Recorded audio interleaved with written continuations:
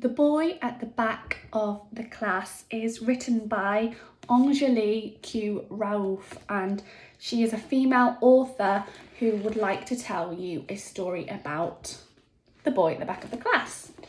So we'll start with chapter 1, The Empty Chair. There used to be an empty chair at the back of my classroom. It wasn't a special chair. It was just empty because there was no one sitting in it. But then one day, just 3 weeks after school started, the most exciting thing that could ever happen to anyone happened to me and my 3 best friends. It all began with that chair. Usually, the best thing about starting a brand new term is that you get extra pocket money to buy new stationery with. Every year on the last Sunday of the summer holidays, my mum takes me on an extra special adventure to hunt down my stationery set for the new school year. Sometimes I get so excited that my feet feel jumpy inside and I don't know which shop I want to go into first. There aren't that many nice stationery shops where I live. They only ever have boring dinosaur sets for boys or princess sets for girls. So Mum takes me on the bus and the train to the city where there are whole streets of shops, even huge department stores that look like tall blocks of flats from the outside. Last year, I found a space-themed set with pictures of an astronaut floating past the moon. It was on sale too, so I bought a pencil case, a math set, rubbers and a long ruler, and still had nearly £1 left over. The ruler is one of my favourite stationery pieces because the astronaut floats across it in water mixed with silver stars. I played with it so much that the astronaut got stuck to one side and couldn't be bothered to move again, but it wasn't my fault. Mr. Thompson, our teacher last year, had such a boring voice that my hands needed something to do. That's why it's important to have fun stationery in your class, because you never know when you'll need to stop your brain from falling asleep or doing something that might get you into detention. This year, I bought a Tintin and Snowy set.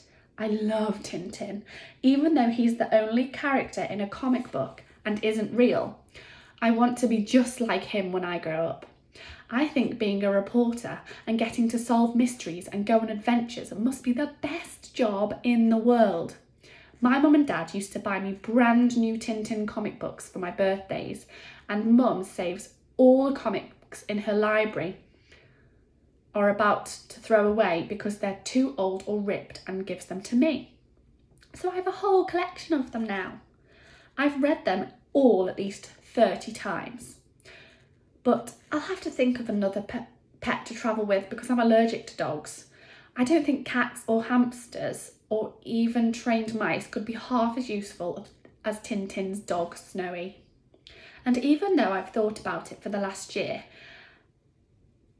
now, I still haven't come up with anything. Because the Tintin stationery set was a lot more expensive than the astronaut one and wasn't on sale. I could only buy a pencil case and a small ruler and 2 rubbers. I had to think about it for a very long time, but in the end, I decided spending all my pocket money in one go was worth it. Not just because everything had Tintin on it, but if you press a button on the pencil case, Snowy barks and Captain Haddock's voice cries out, "Blistering barnacles!" I've already been told off for pressing it in the middle of maths class this year, but if you can't press a barking dog button in maths, then I don't see the point of it. I don't like maths. Simple maths, fine.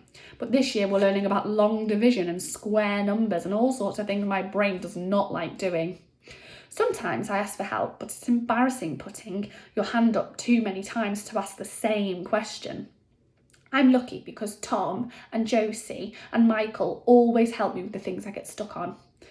They're my best friends and we do everything together. Tom's got short spiky hair and a side smile and a big Adam's apple that looks like a ping pong ball got stuck in his throat. He's the smallest in our group, but he's also the funniest.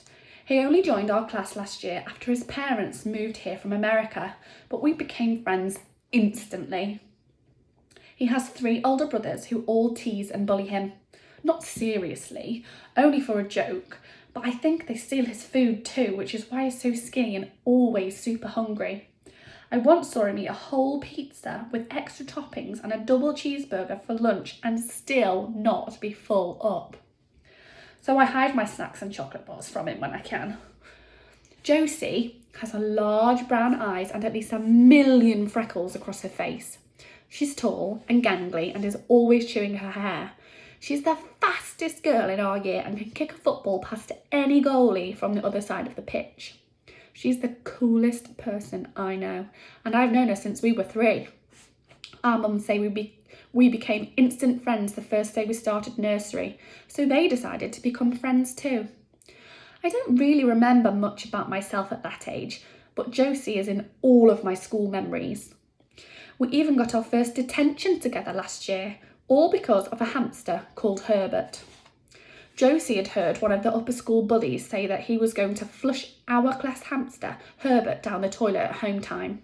Josie told me, and we decided to go on a hamster rescue mission. We hid Herbert in my rucksack before home time and took him straight to my house. But of course, Mum found out and made me take him back the very next day. I tried to explain to boring Mr. Thompson what had happened, but he wouldn't listen and gave me detention. And even though she didn't have to, Josie stood up and said she had helped steal Herbert too. Just so we could do detention together. You know, a friend's a best friend when they're willing to sit in detention with you. Michael has the neatest, puffiest afro out of all the boys in our year. Most people think he's weird, but not us. His glasses are always broken and his shoelaces are never done right. So he's always tripping up and bumping into things when he walks. We're all used to it now that we never notice. He's mostly quiet, but when he does say something, grown-ups usually look impressed and say that it's ingenious or insightful or use other strange words beginning with in. I don't know what they mean, but I guess they mean he's clever. Grown-ups always like coming up with long words for simple things. Michael gets made fun of a lot because he can't run fast or kick a ball in a straight line, but he doesn't care. I wouldn't care either if I was as rich as him. His dad is a professor and his mum is a lawyer, and because they're always busy, they buy him the latest gadgets and books and the coolest new games. When we went to his house last year for his birthday party, we saw his room for the first time. It looked like the inside of a toy store.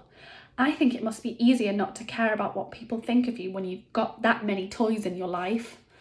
Josie and Michael are always competing with each other to see who can get the most gold stars and A's in class. Michael is the best at history and Josie is the best at maths. But I'm better at reading and spelling than both of them, especially Josie. She hates reading and never, ever reads anything outside class. She says she doesn't have an imagination, so there's no point reading books. I find that strange because how can anyone not have an imagination? I think she must have had one when she was younger, but that it was knocked out of her when she fell off her bike last summer. Mum says people without imaginations are dead inside. I don't think Josie is dead anywhere. She talks too much. Having 3 best friends can make school seem like the best place to be, even on the most boring day. Although this year school has become a whole lot more fun, and that's because of our new teacher, Mrs. Khan. Mrs. Khan has extra bouncy hair and always smells of strawberry jam, which is much better than smelling of old socks like Mr. Thompson used to. She is new to the school and extra clever, much cleverer than Mr. Thompson ever was. And she gives us prizes on Fridays when we've all been good. No other teacher in our year does that. Mrs. Khan lets us do all sorts of interesting things that we've never done before. In the first week of school, she helped us make musical instruments out of things we found in the school's recycling bin. And in the second week, she brought in a brand new comic book to read to us that wasn't even in the school library yet. Then, in the third week, something happened that was so surprising and made everyone so curious that even Mrs. Khan couldn't make us focus on our lessons properly. And it all began with that empty chair. It was on the third Tuesday after school had started, and Mrs. Khan was taking the register. She was just about to call my name when there was a loud knock at the door. Usually, when there's a knock at the door, it's just someone from another class bringing a note, so no one really pays attention. But this time, it was Mrs. Sanders, the head. Mrs. Sanders always wears her hair in the exact same way and peers over her glasses whenever she talks to anyone. Everyone is scared of her because when she gives detention, she doesn't just make you sit in a room, she makes you memorise long words from the dictionary and doesn't let you leave until you've learnt all of them off by heart, the meaning and the spelling. I've even heard of lower graders being stuck in detention for hours because they had to learn words that was as long as this page. So when we saw that it was Mrs. Sanders at the door, we all fell silent. She looked very serious as she walked up to Mrs. Khan, and we all wondered who was in trouble. After she had whispered and nodded for a few seconds, and suddenly turned around and, peering over her glasses, pointed to the empty chair at the back of the class. All of us turned around to have a look at the empty chair. This was the chair. As I said, it's a pretty ordinary chair. It was just empty because a girl called Dina left our class at the end of last year to move to Wales. No one really misses her except for her best friend Clarissa. Dina had been a bit of a show-off and was always talking about how many presents her parents got her every week and how many pairs of trainers she had and all sorts of things like that no one cared about. She liked to sit at the back of the class because then she and Clarissa could pretend to be doing lessons when really they were drawing pictures of their favourite pop stars and giggling about someone they didn't like. Someone else could have taken the seat, but no one really wanted to sit next to Clarissa. That's why the chair had stayed empty. After whispering for a few more seconds with Mrs. Khan, Mrs. Sanders left the room. We expected Mrs. Khan to say something, but she seemed to be waiting, so we waited too. It was all very serious and exciting, but before we could start guessing about what was going on, Mrs. Sanders came back, and this time she wasn't alone. Standing behind her was a boy none of us had ever seen before. He had short dark hair and large eyes that hardly blinked and smooth, pale skin. "Everyone," said Mrs. Khan as the boy went and stood next to her. "This is Ahmet, and he'll be joining our class from today. He's just moved to London and is very new to the school, so I hope you will all do your very best to make him feel welcome."